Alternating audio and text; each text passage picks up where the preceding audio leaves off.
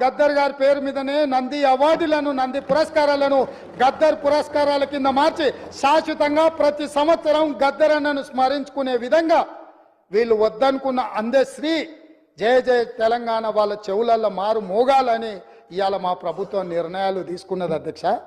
ఇవన్నీ మా నిర్ణయాలు కాదు, ప్రజల యొక్క అభిప్రాయాన్ని మేము శాసనం చేసినాం. ఇది ప్రజల తరఫున ప్రజలు ఎన్నుకున్న ప్రభుత్వం, ప్రజా ప్రభుత్వం చేస్తున్న ఒక్క మంచి ప్రయత్నం అధ్యక్ష. ఈ ప్రయత్నాలను అభినందించకపోయినారు అధ్యక్ష. వాళ్ళకు మనసు రాదు, లేకపోతే వాళ్ళకు ఉద్దేశం లేకపోవచ్చు, వాళ్ళకు వేరే మేము ఇక్కడ ఉన్నామని చూడడానికే ఇష్టపడకపోవచ్చు. ఈ కుర్చీలో పేదవాడు ఒక రైతు కొడుకు ఇక్కడికి వచ్చి కూర్చోవడం కొంతమందికి నచ్చకపోవచ్చు. వాళ్ళకి ఏమంటారు ఏంది అది జీర్ణించుకోకపోవచ్చు.